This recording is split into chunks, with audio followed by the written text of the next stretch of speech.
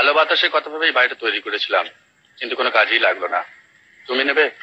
Sir, জীবন থেকে আমি সম্পূর্ণ মুক্তি পেতে চাই, কিন্তু আজ এই বাড়িতে আমার কাছে বোঝা হয়ে দাঁড়িয়েছে। তুমি যদি নাও, এতে তৃপ্তি আর আমার কোনো কিছুতেই হবে না সুপ্রিয়। আপনি দয়া করে চাকরি দিয়েছেন, তাই কোনো রকমে খেয়ে পড়ে বাঁচছি।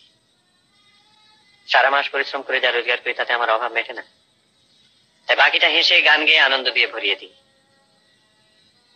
এক এক সময় মনে হয় আর বোধহয় পেরে উঠবো না।